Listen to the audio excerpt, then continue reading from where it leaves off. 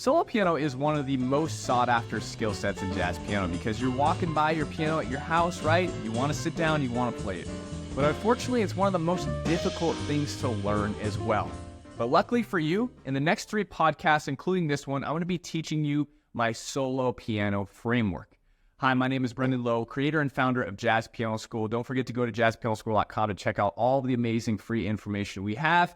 We have a membership available, courses, and our live programs are going to be starting the first week of September. So if you're looking to study with us live and get some live college-educated curriculum, activities, lessons, workshops, definitely go check that out by going to jazzpianoschool.com/group. With that being said, let's dive into my solo piano framework. This is a live stream I did, repurposed for you so you can watch the entire live stream, unfiltered, no edits, and learn everything I taught in that particular live stream. Here we go. All right. I think I am streaming here, hopefully. I'm going to check to make sure this is working. Seems like it is. Okay. Awesome. I'm going to get rid of this. It's good to see y'all. It's good to be here. I haven't streamed in a while. This is really, really fun. I've done a lot of Zoom education, but this is really, really fun. Let me know if my level, talking level is okay in the chat, if you could. And I'm going to play just a couple things right here. Let me know if that sounds okay to you. Got a lot of people I know here. Hey, Scott. Hey, Franco. Awesome. Loud and clear. Scott says that's good. It seems like the connection is a little bit better today. There's not much drag, but I'll keep my fingers crossed. There should be video and audio, Gail. You might be on mute, but Scott says he can hear me loud and clear. Hopefully you guys can see me. That's good. I'm going to be upgrading my software soon this fall, which I'm really excited about. You know, Macs in software can only hold so much, can handle so much when they're kind of old. So my Mac Mini is about 3 years old. I'm going to get a new one. They're releasing a new one. Should allow my live streams to go much smoother. My Zoom sessions for my Mastermind and my Accelerator programs will run that much smoother. And I'm excited about that because I love live streaming. I haven't done a live stream on YouTube in a while. But anyway, that's neither here nor there. My name is Brendan Lowe, creator and founder of Jazz Piano School. If you guys are just joining me for the first time, I'm really excited. I'm going to get right to it. Yes, I am married now. I have a ring on my finger. Much, much different looking, right? So I am excited. I'm going to be doing a lot of live streams leading up. The reason for that is one of 2 reasons. A lot of new things happening, but my live programs are starting in September when the school year starts, right? So I have my Mastermind program starting, which is a 9-month program, and my Accelerator program, which is going to be all on solo piano, that's going to be starting as well. And so these are obviously to teach you and help you as best as I possibly can. I'm going to be giving away a lot of goodies, but we are able to dive much further down the rabbit hole of these particular topics in the live teaching program. So kind of what you're getting here is like a snapshot, a demo, an example of what happens in the live teaching programs. Obviously, in those programs, you can interact with us on a much more extensive basis, right? You can message us, you can talk to us, but that's exactly why I want to run these. And I'm excited because this framework that I'm teaching you is actually going to be released inside the members area and in a much smaller, condensed way for members to first go through as kind of an onboarding process to the Jazz Piano School membership. So I'm really excited about that. But thank you guys all so much for being here. If at any time anything cuts out or you don't hear audio, please let me know. Feel free to ask questions as much as you want while I am teaching. And again, just keep me posted. I love the interaction. It's really, really helpful on my end because, again, I'm not on Zoom. So the only thing I have to go off of right now is the chat, okay? So I am going to be doing a lot of live streams. This first live stream today is going to be part 1, and it's going to be a general overview, essentially, of solo piano. And I'm going to be going into the framework in part 1 of the framework. Now, before I jump to the piano here in just a second, you really need to know there's 3 approaches to solo piano that you should be studying and practicing. 3 approaches, 3 methods, 3 systems, 3 approaches, whatever you want to call it. Now, everything else around that can really be described as miscellaneous information. Miscellaneous fills, spices, the cherry on top, but the main structure, the foundation, is there's 3 of them, and these are going to differ between the tempos of solo piano styles, the tempos of the solo piano tunes that you are playing. The first tempo is going to be a range. All 3 of our range. And a lot of my students on here, I have some Accelerator students, some Mastermind students on here as well. You guys probably already know this. If you don't, this is going to be a great review for you. But the range, the tempo range, is going to be about 85 BPM and down. That's going to be for ballads, ballad style playing. Now, when you open up to a tune, what I'm giving you here should start to dictate the way you're going to approach and play the tune. This right here in a nutshell is 90% of your success. If you don't really know this, or you don't even know where to start, then a lot of things aren't going to fall into place, and it's going to be like you're stumbling and stumbling and stumbling. You never get going. So just knowing this information without even playing, just really understanding and hearing what I'm saying to you right now. I'm not even touching the piano, right?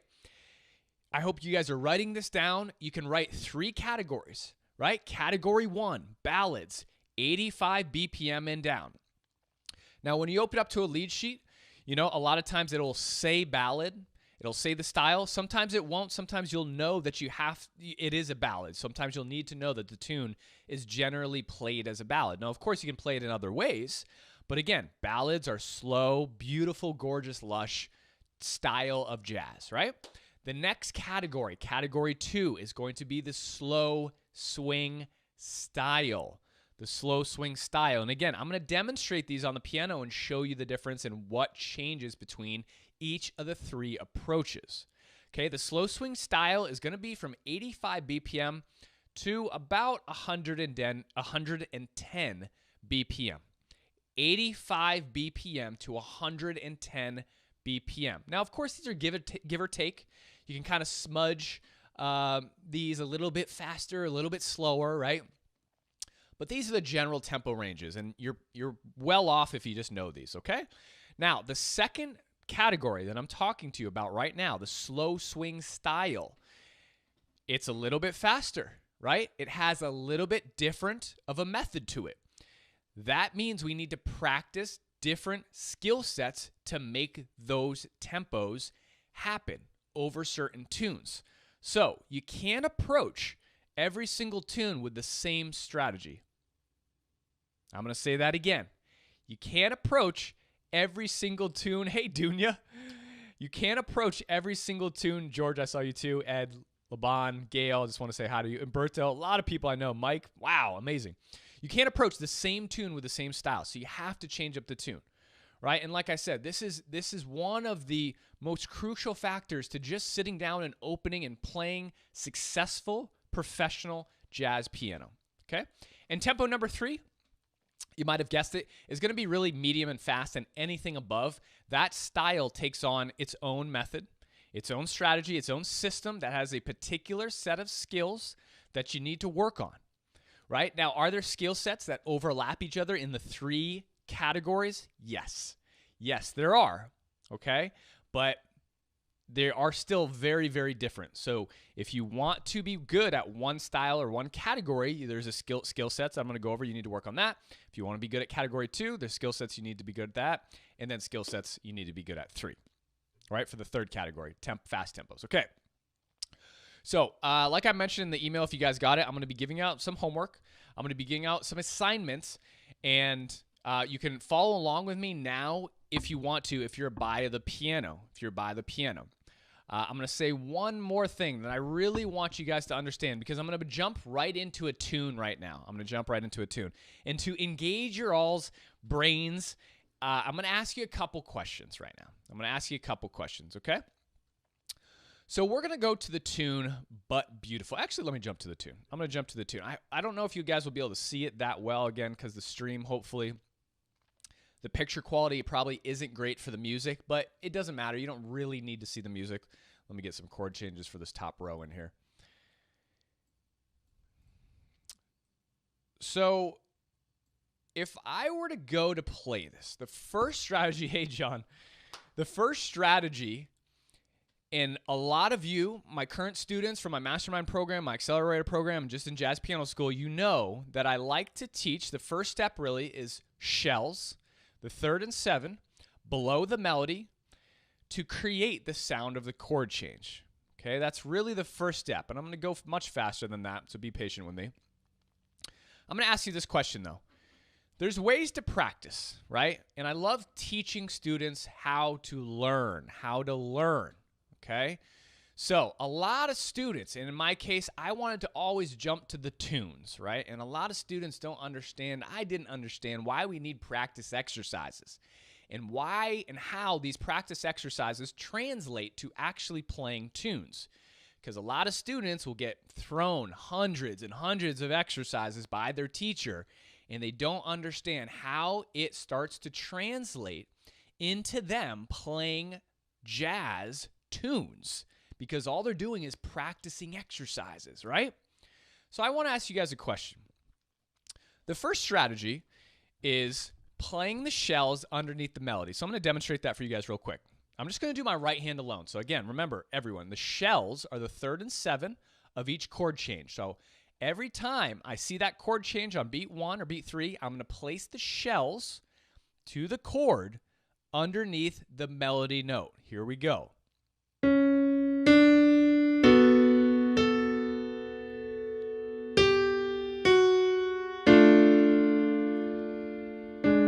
Shells for the E7. Shells for the A minor 7. Shells for the C sharp minor 7 flat 5 to the F sharp 7. Okay, shells to the G major 7. Shells to the B minor 7 flat 5, E7. Shells to the A7, okay? So I just played the first 8 bars there for you, and all I did was place the shells underneath the melody, right? Simple enough. I say that, but a lot of students can't even do that, right?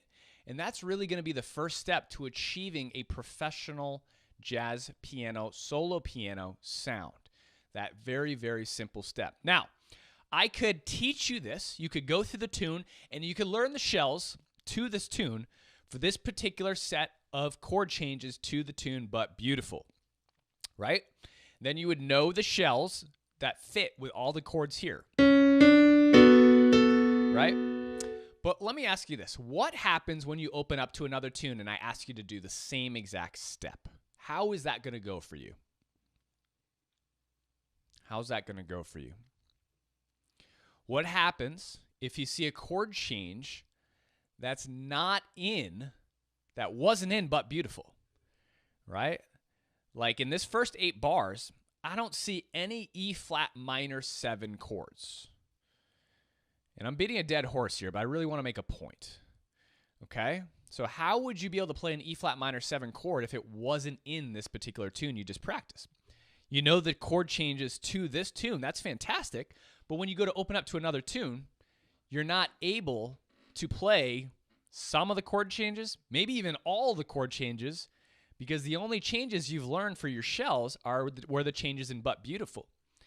And this composer has written them in a certain way, a certain progression, a certain equation, right?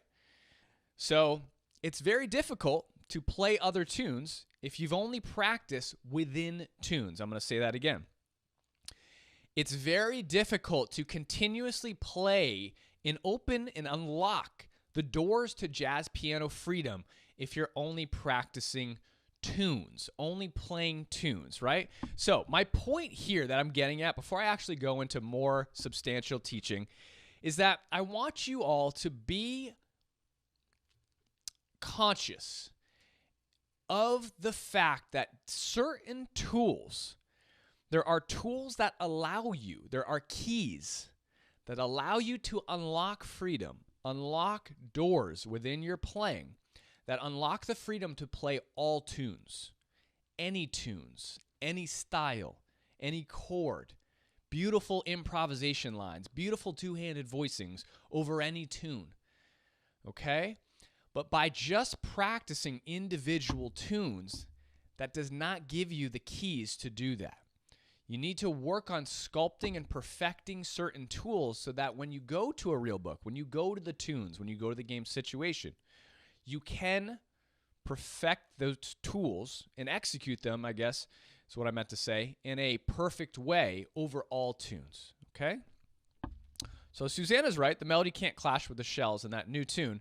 Most of the time, the melody, the way it's written in response to the chord changes, because the composer has usually most of the time written the chord changes and the melody, they won't clash, right? So if I have a G major 7, usually the melody won't clash with the shells for the most part. Everything in jazz has a little situational basis. All right, just remember that. So I want to ask you, what would be the tool here? I want to teach you guys how to practice and how to learn. What would be the tool you need for this very first step?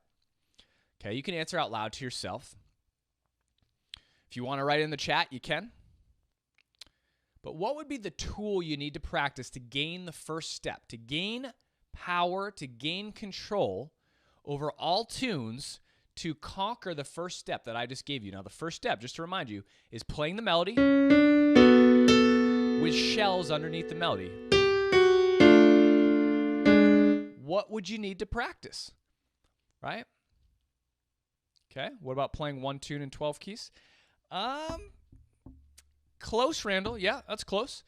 But even after playing one tune in 12 keys, you still might not get all the changes that are available for your shells, right? You still might not get all the changes because one tune in all 12 keys still might not give you certain specific combinations of changes, I should say. Combinations of changes, right? It would give you all the keys, I think. Yeah, it should, pretty much. But yes, you guys are saying it. Umberto, Bruce, right, exactly. Shells around the circle of fourth, right. So you have your tool, you have your shells. Dunya says shells in all 12 keys, yes. Now this is going to allow you to open up to any tune, right? If you know your shells in all 12 keys, you know the shells backward and forward. And a lot of students, again, this is also an issue. They'll tell me that they know their shells. Well, I know their shells. And I say, okay, you know your shells. Let's go through the shells in all 12 keys, right? Okay, right? So they'll do G major, C major, F major, B flat, E flat, A flat, D flat, you know, and eventually they get to G flat maybe. Oh, wait, no, that's not right. Oh, wait. So don't skimp on yourself, right? Really try to be as truthful as possible. The way that I like to say it is, if you say you know something, that means you can do it backward and forward with your eyes closed while having a conversation. And that's the level that you should expect to work on tools and get them to a certain point to be able to do that. Now, if you can't do that, remember, think about it. When I'm going to play tunes,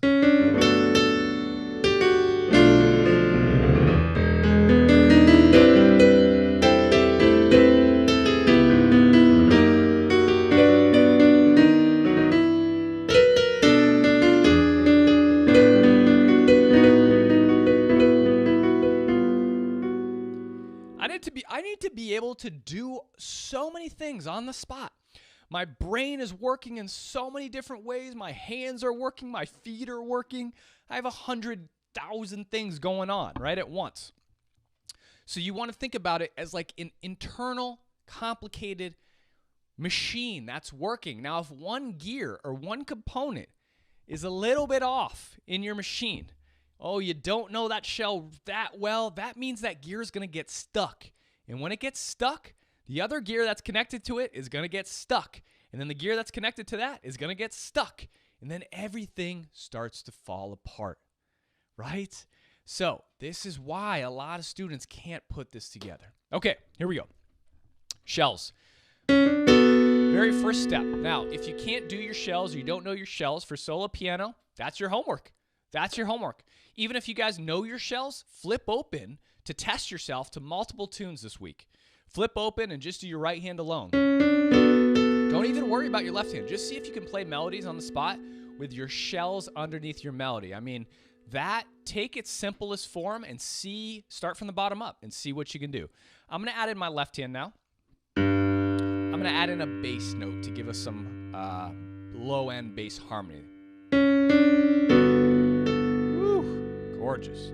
So that G is so low on the piano. I'm playing the lowest G on the piano, and it sounds fantastic, right? We're trying to emulate a bass on the piano, so I want to try to play my lowest end bass notes on the piano. It's another very common error I see students don't play low enough bass notes. Right? Your bass notes should always be below C3, below C3.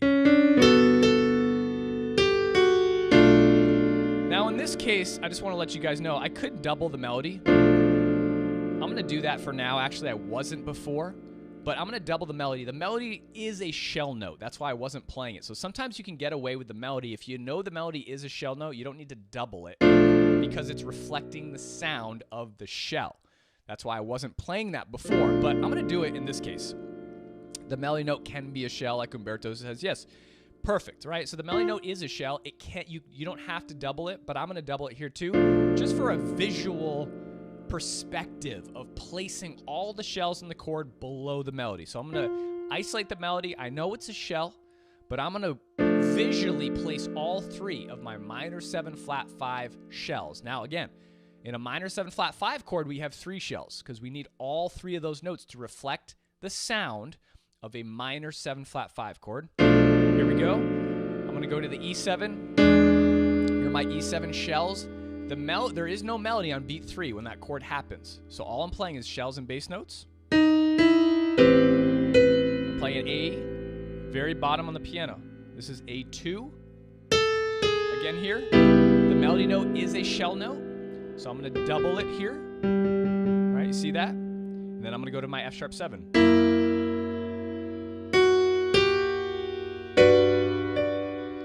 Okay. I have my melody, shells, G. Again, I'm going to double. Melody note is a shell again on this.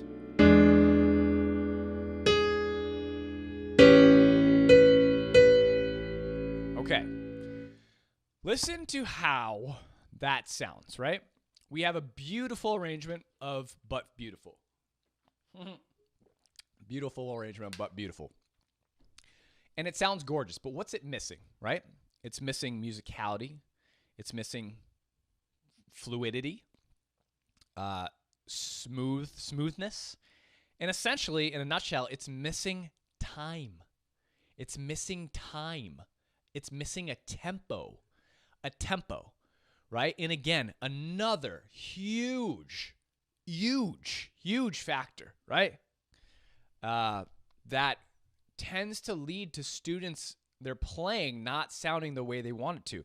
So I'm going to take step number 1 and I'm going to add tempo to it.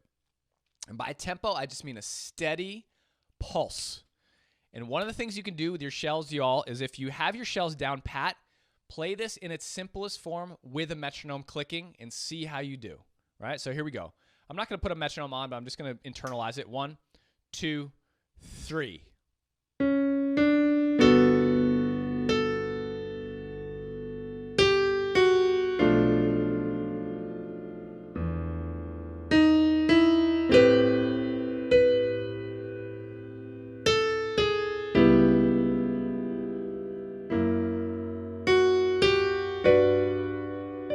Beautiful is this? I love this tune. So that was as simple as I probably could have made it. Like I wasn't changing the rhythm of the melody. The only thing I did was like I rolled the last chord. I arpeggiated a little bit instead of going. I went. So I added a little texture, a little flair. Now I'm going to add a little bit more flair. And again, the musicality decisions you're seeing me make now are a lot of times what students are looking for first, but they are not able to do the first step of what I just played in a simple fashion through tunes yet. And that starts to cause a really unbalanced, unwavering, unsolid foundation for everyone, you all, to start learning other things on when you really don't have a solid foundation to just play the tune in the harmonies, right? That's why it's so important to learn this step. Now, what I'm going to do here is add more kind of hacks, tricks, miscellaneous things. I'm going to change the rhythm of the melody. I'm going to have some bass note movement with just whole steps. Just octaves. So I went G, and I'm just going to move down an octave. So I'm just creating a little motion in my bass note.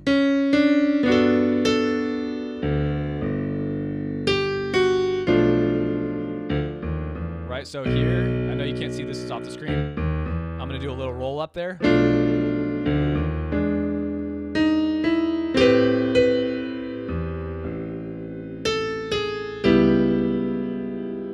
I'll leave that. I left that space there. Space is still good. I left space. You need to leave space. You don't always want to fill the space.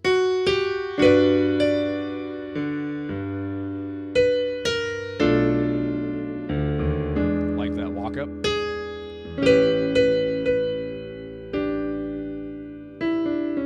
So here, A7, A sus, back into my A7. So just little fills, right? But again, these are miscellaneous things and tricks and hacks that start to add flavor. They're all spices. These are all spices that I'm adding at this point. And when do we put the spices on a meal? Right? Usually last, unless you're like mixing them into something, but the spices usually go on top, right? That's the analogy I'm trying to make. When you get a bowl of ice cream, we have the ice cream first, then we put all the sprinkles and stuff on top, right? You want to really envision all these types of walking movements.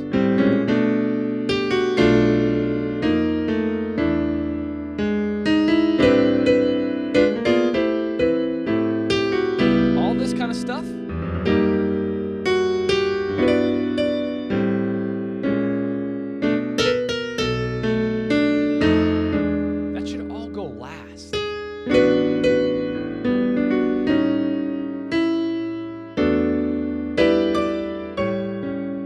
Because step number one, what I taught you turns into that. It turns into that. You really can't get away with it.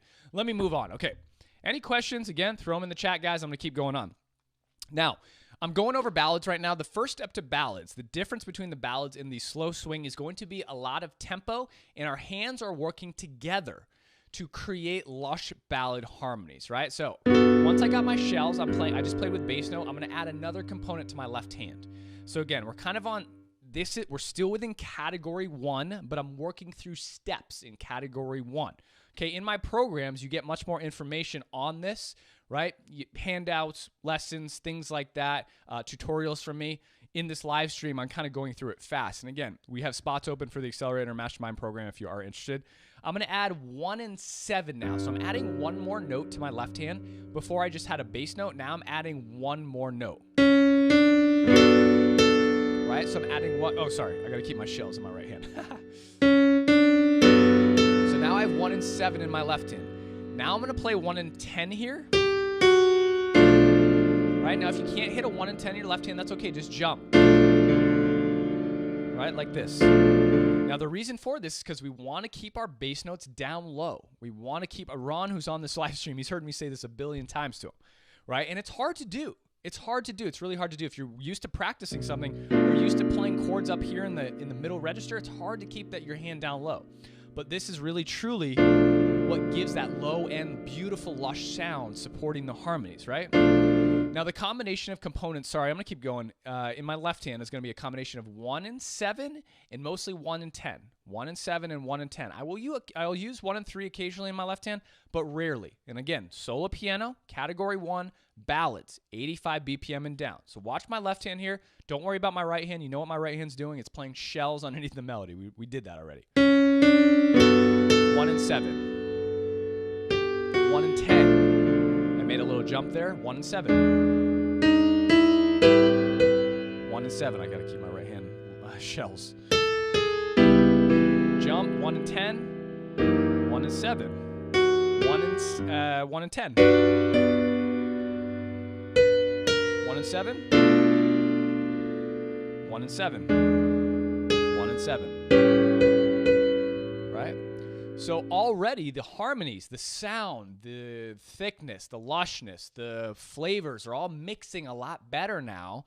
You know, obviously we're getting another layer. We've added another component, okay, to the things that we're doing. And again, it's like riding a motorcycle. I don't know how many of you have ridden a motorcycle. I used to ride a motorcycle back in the day before I was married, when I was a risk taker. Can't do that anymore. I have a wife, probably future kids to take care of. Anyway, you have a lot of things. You got your brake, you got your accelerator, your feet are doing things. It's just like piano, it's like drums, right? So we have a lot of things to think about, a lot of things happening. Each component adds to the flavor. So before, remember, I was just playing shells and bass notes. So again, as I'm teaching you all, start to assess in your head, where am I at? What can I do? What is Brendan showing me that I cannot do yet? Right? What's too advanced for me? What should I be working on? Should I be working on the shells with the bass note because I know my shells inside and out? Because I was able to open up to any tune and play most melodies with shells in my right hand alone. That went great. This is all in the ballad category, 85 BPM and down. Okay, I can do that. Let me add some bass notes. With time, with a metronome. Click, click, click, click, click, click, click. Right? If you know what to practice, the tool, the key that's going to unlock the door that's right in front of your eyes, right here, you're going to make exponential progress so fast. Because if you're not practicing, if you don't have the key to the door that's right in front of you at that current moment in time, you're not going to make progress. You're going to go to another door and try a key that doesn't work. Then you'll sidestep and go to another door and try a different key that doesn't work. Right? So that's like practicing items, tools, things that don't actually move you forward to help you make progress in your jazz piano journey. So if all that stuff is well and good, then you can start to add 1s and 7s and 1s and 10s into this equation. Oh man, I'm on fire. Right? 1 and 10, 1 and 7. I've added one note, y'all. Just one note to my left hand. That's all I've done. Everything else is the same, the exact same. But listen to how the sound changes. Little bass note. 1 and 10, right? I did this before. I'm just doing it again. 1 and 10. Okay? So, that would be essentially step number 3. Okay? Step number 4. Here we go. I'm going to go into ballads a little bit deeper. This is where we start to get these beautiful, lush chords. When we start to go and fill in the 5 at this point, okay, or extensions, the 5 or extensions, right? I'm going to start with the 5. Now, when I say the 5, I mean the 5th of the chord. We haven't even touched the 5th of the chord yet, right? Now, at this point, my left hand is pretty much done. Do you guys believe me? I don't know if you believe me. It's pretty much done. I actually don't need to do anything else more with my left hand. Now, sure, are there some occasions where I'll play instead of just 1 and 10, right? Here's 1 and 10 for a C major 7 chord. Instead of 1 and 10, I'll play 1, 5, going to 10. Sure, there are some little minute areas where I do that instead. But for the majority of all ballads that I might play, it's going to be 1 and 7 and 1 and 10, or just bass note alone. That's it. That's it. Everything else, all the lush harmonies you hear are done in my right hand. Now, that's an exact, accurate, 100% accurate representation is about to demonstrate of a professional jazz pianist arranging a solo piano tune that sounds so gorgeous that you all want to play. Okay? Their left hand usually only has 2 notes. Now, if you have lots of notes in your left hand, I know there's some of you out there because I worked with you, George. I'm not sure if you're still doing this. I know you were trying to do it. Some of you, and it's okay. This is how beginners start, okay, with more notes in their left hand than there are in the right hand. Like this. Right? If you're still playing more than 3 notes in your left hand, that's going to produce a beginner to intermediate sound. The way that you start to produce a pro sound is by moving, getting rid of your left hand harmonies and dropping down the number of notes to about 1, 2, or at most 3, like I just demonstrated. 1, 7, and 3, or 1, 5, and 3, a tenth apart, right? That's how you develop a pro sound because it balances harmonies much better. So here we go. So here we go. I'm going to be on to step 3. Now, instead of just shells in my right hand, here's my right hand. I'm going to add my 5th in. Let me do this actually with right hand alone. You know what my left hand's going to do. I'm going to take that out of the picture so there's less notes. You can follow along. Here we go. Okay, so I have 3, 5, 7 in my right hand now. here, the 5, again, is part of the shells. So I'm not really worried about adding the 5 because it's already there. And here for my E7, I'm adding the 5 here, B natural. I've added the 5 here, the E natural. Before is this shells, right? Here I'm adding it. Again, on my minor 7 flat 5, the 5 chord, the 5 is part of the melody, so I'm doubling it down here. Then I have the other 2 shells, 7 and 3. Here I'm gonna add the 5. Here I'm gonna add the 5. Here's my 5 down here. It's also the melody on the G major 7. Right? Minor 7 flat 5, 5, 5. Right? So I have 3, 5, 7, 9. 3, 5, 7, 9. Before I just had 3, 7, 9. The melody is the top note. I keep saying 9 because the melody is the 9. But before I just had the shells and the melody. Now I have the 5. Now, a lot of times, just adding the 5 is going to create a beautiful sound. I don't always add the 5. Sometimes I'll add other extensions. But at this point, we're getting into very advanced solo piano territory, right? And I want to make a clear note. It's very important. I rarely see students able to get to this point in actuality, right? And one of the reasons that students enjoy working with me so much is that obviously my systematic approach is very sequential. So in my mastermind program, when I'm laying out these custom lesson plans, you're going to go step by step. And I'm going to ensure you don't skip a step. And this is what leads to very, very drastic results in people's playing. Now, if you can do this on your own, fantastic. But as we're all guilty of, it's hard to discipline ourselves to do this and know what to do because we're the student. We're not the teacher, right? So here we go. I'm going to play this now with time, okay? Like I demonstrated before, and the tempo mixed with the step that I just gave you is going to really beautify. I don't think that's a word. It's definitely not. It's going to beautify, but beautiful. Okay, here we go. 1, 2, 3.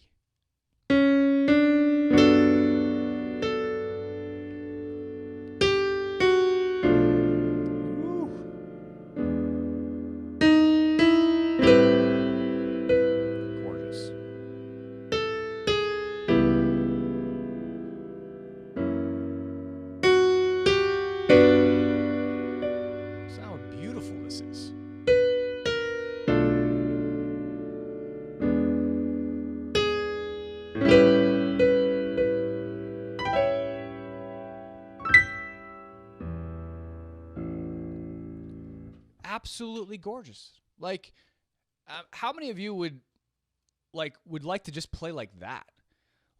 Let alone inner voicing movements. Sure, those are cool, but just creating a beautiful, lush, perfect, simple arrangement of a tune. Tunes can sound absolutely gorgeous in a simple way, and that's really the beauty of music, right? When you can take something simple and make it sound gorgeous, that is mastery.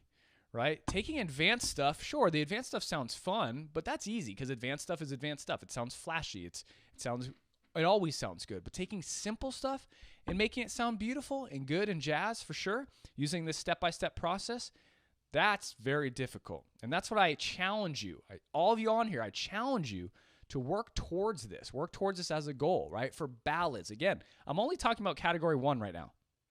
These are the skill sets involved in learning how to play category 1 solo piano. This is why I'm having multiple live streams, okay? Now, any questions? Any questions? I don't see much chat. George says he's guilty.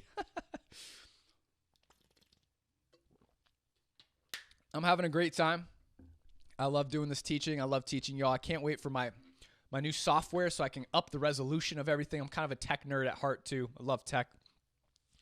And when I get my new Mac Mini, I can't wait to live stream. I want to try and live stream in 4K and get more things happening at the same time. And I can't wait. But see, Apple's releasing their new chips, their M4 chips. They're going to skip the M3 in I think October or November. Whenever they do their release. So I'm really trying to hold out to buy that.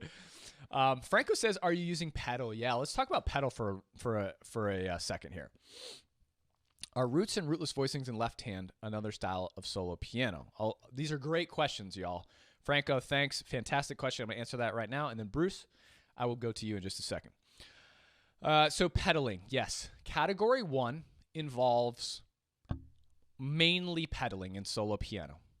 Okay, category 2 involves probably 50-50 pedaling, depending upon the style you want to achieve.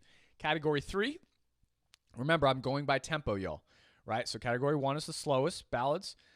Category 2 is the medium, and I should say slow, and category 3 is medium to fast. So category 1, what I'm playing right now is all pedal. Here's without pedal.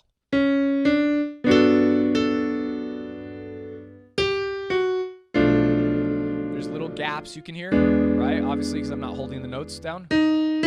It sounds a little more jaggedy, a little bit rough around the edges, because the pedal's not smoothing stuff out, right? There's no pedal. I'm not using any pedal here. And obviously, when I pick my hands up, right, you can hear the gaps. So that's all well and good. I mean, there are times for no pedal. Like if I was playing more of a monk style with a little pep.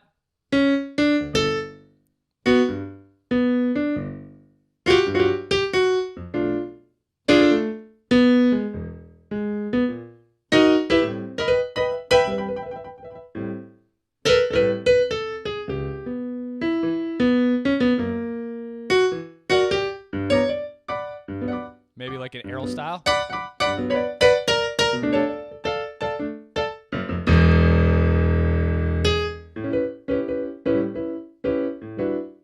So that's no pedal as well. So pedal really is a stylistic thing, and majority of what I'm doing will be with pedal. So here's with pedal, and again, I'll tell you when I'm pedaling. I have the pedal down now. I had to re-pedal. I'm essentially going to re-pedal on every chord. So up, down, up, down, up, down, up, down. So essentially you can get away with, if you're a beginner or intermediate player and you're working on your pedal, you can pedal, a general rule of thumb, to pedal on every chord change. Every time you see a chord change, before you hit the chord change, you want to reset the pedal. But that's also a skill set. I actually, that's a great question, Umberto, because Franco, I didn't think about that really in this lesson at all. And that makes a huge difference, right? A huge difference. So all these skill sets need to be worked on. Bruce said, are roots and rootless voicings in left hand another style of solo piano? Yes, exactly, Bruce. And just to demonstrate that, in the ballad, I don't need my rootless voicings.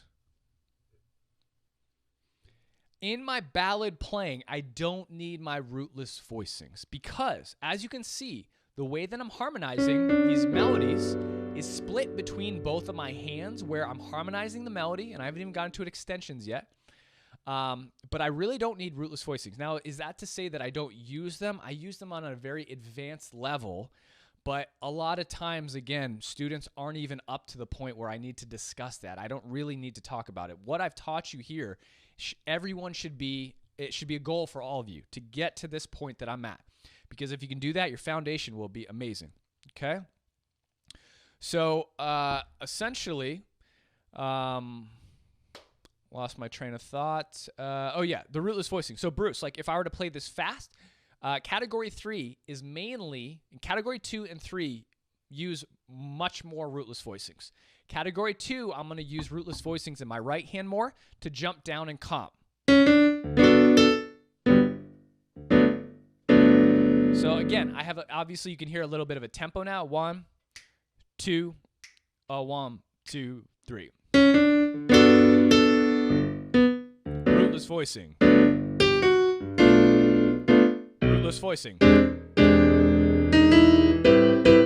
Rootless voicing. Rootless voicing. So because I'm in category 2 now, right? The tempo's a little bit faster. I have some pep to it. I'm using my right hand to jump down and comp with my rootless voicings. That's why rootless voicings are so important to category 2 and 3.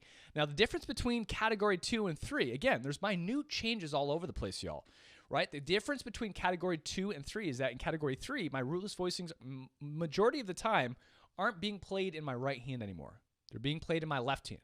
That's because my left hand is doing most of the work, jumping up to a rootless voicing because the tempo is faster. I don't have as much time to harmonize. So if I play this, I'm going to put the melody up an octave just so I can demonstrate a little better. 1, 1, 2, a 1, 2, 3.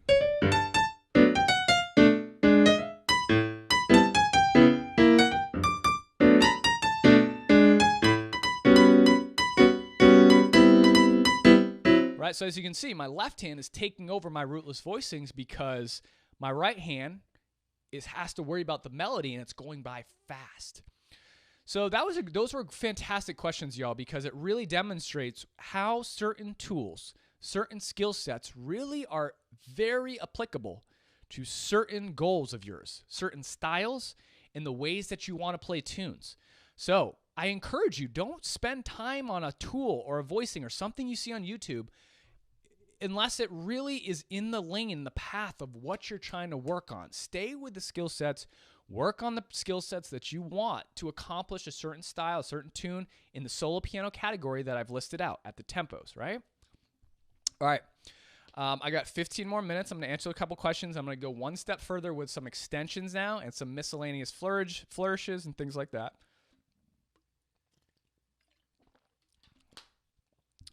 Umberto said, maybe getting ahead of myself, but would not rootless voicings necessitate more notes in left hand? Oh, so he was answering Bruce. But yes, exactly. It does necessitate more notes, and they're applicable in style 2 because I need more tempo.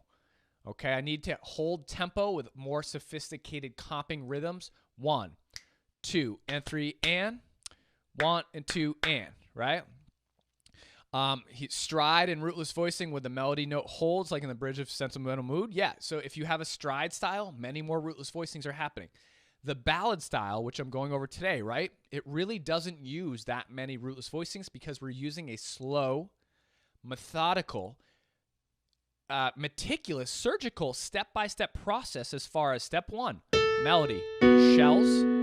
Step 2, bass note. Step 3, 1 and 7 or 1 and 10. Step 4, adding the 5th. And then step 5, what I'm going to go into right now, is adding extensions. Okay, extensions. Gail says, do you have a favorite reel book? I don't. I love them all, honestly. New Reel 2 has a lot of great classic standards. I'd check that out. New Reel 1 is fantastic. This is New Reel 1 that I'm pulling from. Yeah, there's a jazz standard reel book too, but I love all of those. And then Deborah says, I purchased a solo piano course recently. When you upgrade, will you able to get the updated course? If you've purchased a course, Deborah, you'll have all the upgrades that we release to the course in that particular course. If you're a member, monthly member, you'll have upgrades for everything in the website that we do. And if you are an Accelerator or a Mastermind, if you're in one of the programs, you have a lifetime elite membership as well. So it not only behooves you to join the course, because the live program, the Accelerator program, which is starting September, and my Mastermind starting September because you get a lifetime elite membership, but you get all the teaching with us as well. So again, go to jazzpianoschool.com/group to check out those live programs because they are starting soon, and we do have spots available left in those. Okay. And I'm always open for questions. Email me if you have any questions about anything, because those are just pages. They're essentially info pages with all the information and stuff on them. But if you have specific questions, let me know at any time. Email support@jazzpianoschool.com. Here we go. This is where we're at. Okay, so I have no extensions, no colors, no outside-the-box colors yet. So I'm going to be working with my 9s, my sharp 11s, my 13s now, and different variations of those, flat 9s, sharp 9s, flat 13s, okay? And I'm going to put them in here. So I just threw in a 13 into my G major 7. This is going to start to get, your eyes might blur a little bit, it might get a little fuzzy because there's so many notes happening. But here's my 5. I'm going to throw in a 13 here now. Right? I could throw in a 9 down here too with this 3rd, so I could use my thumb to hit 2 notes. Woo-hoo-hoo. Gorgeous. Love jazz.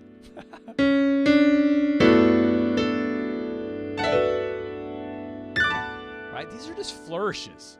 So I'm taking the exact same voicing that that I just played, and I'm rolling it down up the octave. Right? Like, you don't need to learn that. I took the basic step and just rolled it up the octave. Like, I would be doing it in service, a disjustice to you. I don't know the right word, I'm sorry. But a disservice, there we go. to like go over that stuff, because those are flourishes, right? They're beautiful. I get it. But the meat and potatoes of where you guys are trying to get to, and to make 80% of the progress you're trying to make, is really within the bottom end of the piano where these steps are happening. Let me see. I put the natural 9 into the B minor 7 flat 5. I'll do a sharp 9 on the E7. This is going to be a beautiful chord here. Check this out, okay? Like, look how many notes there are. Okay, I'm not really thinking about notes anymore at this point. I'm thinking about textures, but here is our original texture. So I have 1, 7. Left hand's always 1 and 7, or 1 and 10. 1 and 7 or 1 and 10. I have my melody. I have my shells. I have my 5, right? So now what I did is I switched my fingerings a little bit so I could get in the 11 and the 9 along with the 3rd. Like, look at that voicing. It sounds great. Now, not all voicings need to be this thick, right? You could do a beautiful something like this or this. That's a gorgeous voicing too. You can think thick, you can think thin, right? Sparse, meaty. All these textures and adjectives are beautiful. So that's the A minor 7.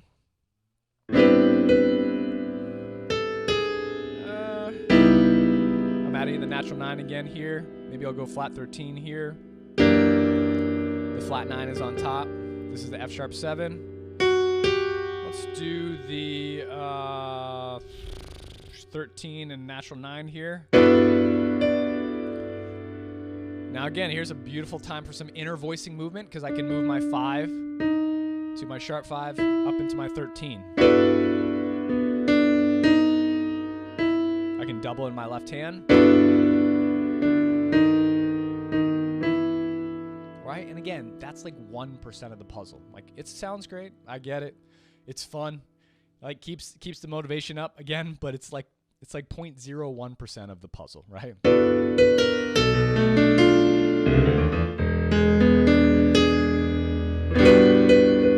I love the reharm on this particular A7 chord. I like to make it a sus chord here with a 13. And again, I'm talking about reharms now. So after you get to the point where you can kind of add some extensions in here, let me throw my sharp 11 in here. Here's my sharp 11. Let me go back so you can hear it a little bit from the G major 7. E minor 7 flat 5, E7, A7 with the sharp 11. I love that. Very monkish, right? Let's try a different extension over the A7. Let's try the melody is a natural 9, so I don't want to mess with the 9, right? Because the melody is a natural 9, so I'm not going to put like a sharp 9 or a flat 9 because it will clash with the melody, because the melody is a 9. We want to be conscientious of that. So let me try a flat 13 maybe. That's going to sound maybe out, but we'll see. G major 7, B minor 7 flat 5, E7. Here is my flat 13 natural 9 chord. Now, it doesn't sound that bad. I kind of like it. But again, you can experiment with these colors, and it's completely up to you, right? That's what jazz is so fun. Monk had his own style. Oscar Peterson has his own style. You have your own style. Dunya has their own style. George has his own style, right? Everyone has their own style. You can express whatever you want. I'm not telling you to, not use certain colors. Like, have fun. That's why it's really fun to get to this point where you're actually experimenting with the colors now, okay? So now, like I said, once you kind of reach this point where you're adding extensions pretty freely into your playing, you can start to get a little more loosey-goosey with some of the fills and flourishes I was talking about. So here's a pass-through with extensions and time combined, right? So I'm talking about notes and tempo and notes. You can't have one without the other and have it sound good. If you have great notes but no tempo, it's not going to sound good. If you have tempo with crappy notes, excuse my language, you're not going to say, yeah, so Bruce says he loves the flat 9. That's great. I liked it too. I'm not sure what I liked the best, but I liked it. You can't have one without the other. So you really need tempo and notes and tempo combined to make beautiful music happen. I'm not saying you need tempo all the time, but you need some sort of pulse. Here we go. I'm going to play this as simply as I can with the extensions. Love that thick voicing.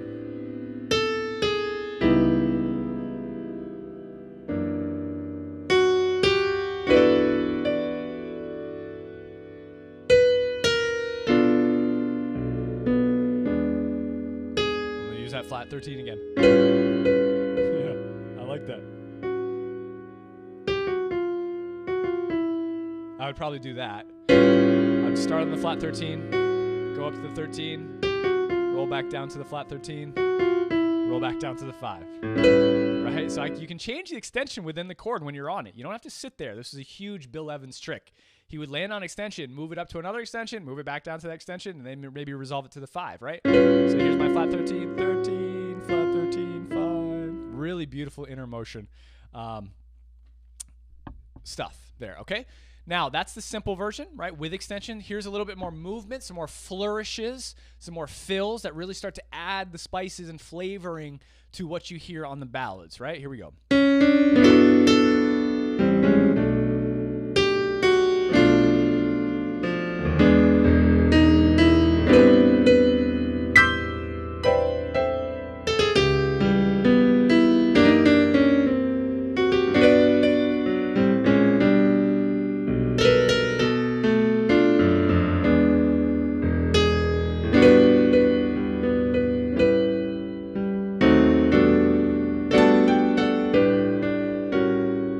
So lots of movements. I'm adding reharms. I'm adding different bass note movements. I had flourishes, rolls up here in the top end, you know, so that gets to the professional level at that point. I mean, you're hearing professional solo piano, gorgeous stuff, right? Mixed with the melody, mixed with time and tempo and space and musicality, touch, feel, reharm, and things like that. It all stacks on top, though. It all stacks on top, right? So will this real book chart be added to the others, please? I have this one, but without some of these chords, like no sus chord. Susanna, the sus chord is not regularly written in this chart. I'm adding it. So like the chart of the regular but beautiful chart here is an A9. Has just a regular A7 with a 9. And the 9 is there because the melody is the B natural. So yeah, and like fifth is an absolute option in the left hand for a lot of things. I use the fifth in my left hand a lot. I wasn't teaching that today because I really wanted to keep it as simple as possible. I want you guys to think about your left hand as being as 2 notes.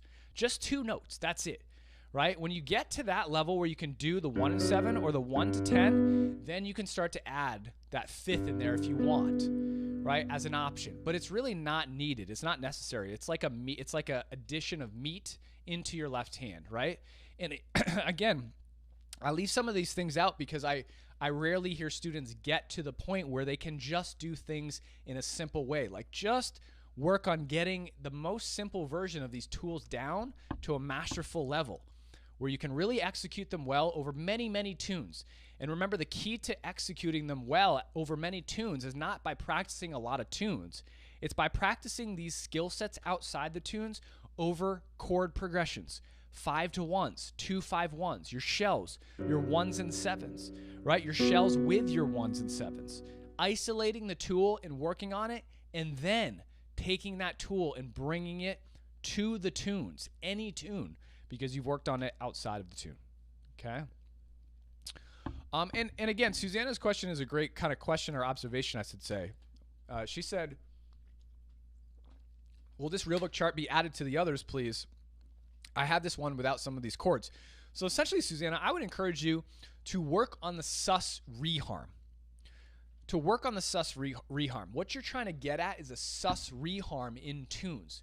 So when I see a tune, or when I see a chord rather, like an A7, I can reharm all dominants to become a sus. Now, this is a tool. This is a freedom of choice, which is why I love jazz, because in that moment, I get the decision. I get to make the freedom. I get to make the choice, which is gives me freedom to arrange these tunes however I want. Now, the reason I can do this is because I know what the sus reharm is. I know where I can use it. I know the notes that I can use. So when I get to specific dominant chords over tunes, I can say, ooh, I can play a sus chord here. Ooh, I can play a sus chord here. Whereas the other way is you're relying on a chord chart to give you the information, where the true key to unlocking jazz piano freedom is to learn the tools that give you the information and power to take that structure and make it however you want, right? That's really where the power in the brilliance lies in jazz, and it's the key to unlocking many things you guys can all play.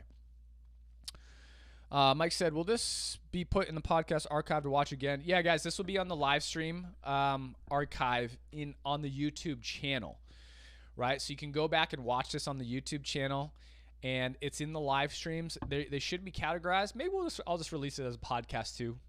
I think it'll be great to release these at yeah, why don't I just do that? That'll be easier. So you can watch this live stream. If you want to hear me blab away, you can do that on the live stream on the YouTube channel, youtube.com/jazzpianoschool, or we'll release it as a podcast maybe this upcoming week, and then you can view it and watch it on the podcast as well. No problem, Bruce. My pleasure. Randall, hopefully I answered your question. Yes, fifths and left hands are great. Deborah said, since you cannot reach 1 and 10, can I just play 1 to 5, 5 to 10? 1 to 10, Deborah, you'll want to play not 1 to 5, not 5 to 10.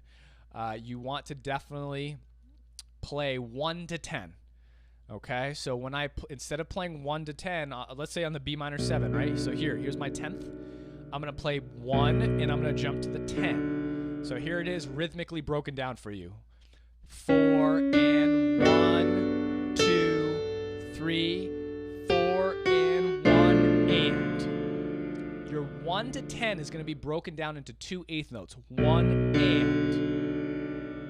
Okay, you see that? 1 and that's how you're going to do the jump. So what is the tool there that you're going to probably need to practice? Not probably, you'll need to practice over 2-5-1s. You're going to need to practice your 10th jumps because that's really, really important. Do not play 1 to 5. Don't play 5 to 10. The reason for that is because you're not getting the balance of harmonies between the 1 and the 10 is a really strong resonate harmony interval. That's why it's so important to play that. Okay, so the tool you would need to practice is jumping 1 to 10, 1 to 10, 1 to 10, 1 to 10, 1 to 10, 1 to 10, 1 to 10, 1 to 10. Right, that should be really like clockwork. Okay, Franco, great question. Thursday, I'm going to come out with a new full schedule of all the live streams. I should have done that yesterday, but I didn't. It's my oversight. Of the full schedule of the live streams that will be happening this week, next week, and the week leading up to all the start of the live programs. Again, obviously the information, I'm not holding back anything, but it is to promote my live programs. If you guys are interested, jazzpianoschool.com/group. And any members, obviously there's some members here.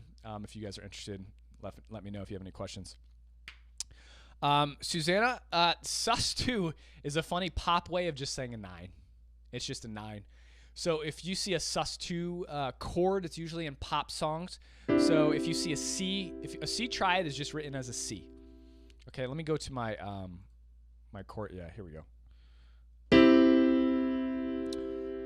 So as you can see in the chord symbol notation thing here with the software I'm using, if I play a triad, it's notated as a C. This is correct. So anytime you just see one letter on a chord chart, that means it's a triad. It's not a 7th chord. It's not a jazz chord, it's a triad. A C minor triad is just C minor. Here's C major. Now a C sus2 is a fancy way, or a different way I'm saying, is of adding the 9. Without the 3rd, excuse me, I left that one part out. But you don't have the 3rd, right? Because the sus now is now in the 2 or the 9. I like to call it 9 because I'm a jazzer. I think about it in jazz terms. Pop players tend to think about 2s and stuff like that, 6s and 4s, but I view this as a color. So like you have the sus da, and then the sus 4 is the 4 to the 3, 2, 3, right? So that's essentially what a sus 2 is. It's just the C triad without the 3rd, but with the 2, right? And then the sus is the 4 in there. I don't have a 7 in there. That is so weird because I learned sus as the 4 raised from the 3rd. That's a sus 4, right? So it's just different numerals. Sus 4 is with the 4 in there, right? There's my 4. Sus 2 is with the 2 in there, right? So that's why you have the numbers there. They tell you what note is going to be suspended. Okay? Yeah, it's easy to get confused on this. All right. Anything else, guys, I can help you with? So again, for your homework, just to reiterate, I want to teach you how to teach yourselves. Even if you're not a paying member, if you've never given me a single dollar, I don't care. I'm not here for that.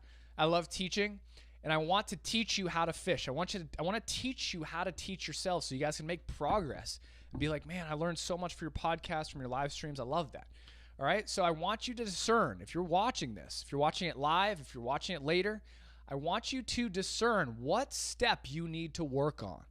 Okay, some of this is the most valuable thing you could ever do for yourself. So many teachers, and I'm guilty of doing this, we throw so many materials at you. We throw music, we throw exercises, we throw all this stuff right at you, and you're getting hooked on the music, and it's kind of like a drug. Like, you're used to seeing the notation, you're used to like practicing these exercises, and you're used to getting transcriptions and stuff like that. And then when you get out of your realm into a real jazz environment where there's no music, and funny enough, that's the actual jazz environment you're trying to replicate, right? No music at all. We absolutely crumble. So the best skill you can really start to work on now, and really to make really serious progress, is to work on the tools and exercises I'm teaching you in these live streams, and look at what I'm giving you and say, okay, Brendan was teaching this tool. I can't do that. I need to practice my 1s and 7s and 1s and 10s through my keys and then bring them into tunes. That's the step I'm at. That's where I'm at. I can't do the other stuff, right? I thought I could do the other stuff. I said I could. I told my teacher I could, but I really can't.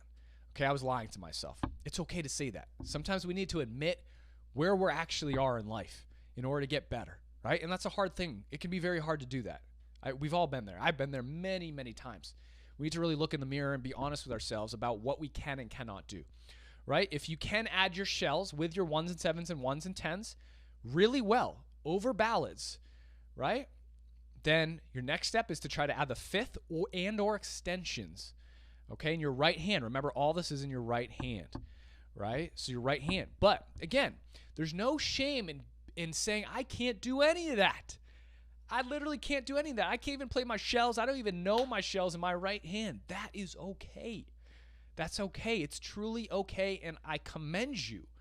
I absolutely commend you. It takes a brave person to be able to say, I can't do that, right? And if you need to just practice your shells through the keys, right, where you're just going through your 2-5-1s, shells, shells, shells, right? And the key is C, shells, shells, shells. Now I'm using my right hand because I need my right hand to play my shells. I usually don't need my left hand to play shells. Okay, that's why I'm practicing my right. If you need to go back to that level, that's okay. If you don't even know your 7th chords, right, through the keys, maybe that's the tool you need to work on. Maybe that's the level you need to work on, right? But it's okay. It's a marathon. It's a journey. Every jazz pianist got to where they're at by practicing these small step-by-step bite-sized things, right? And the more you can kind of focus in on that and work on that on a daily, consistent daily basis, the better you're going to get. Guys, you're welcome. You're more than welcome. It's trust me, con mucho gusto means with much pleasure. Okay, I learned that from Costa Rica. They don't say de nada like they do in California. A lot of the times they say con mucho gusto, which means with much pleasure. So someone says gracias, they say con mucho gusto. That means with much pleasure. So the pleasure's all mine. Okay, I love helping you all. I love teaching. Hope you guys take care. Well, if you enjoyed that video lesson, definitely go ahead and subscribe to the Jazz Piano School YouTube channel, because we release a new lesson video just like the one you saw every single week. And we have other content educational series called Tips, Tricks, and Transcriptions that we release every single week as well. And don't forget to go to jazzpianoschool.com to check out all of the other amazing free education available there. And if you're looking to take some next steps on your jazz piano journey, we do have a membership available, many, many courses, and even live teaching programs that allow you to work with myself and my staff of Jazz Piano School educators. My name is Brendan Lowe, creator and founder of Jazz Piano School. Thank you so much for watching, and happy practicing.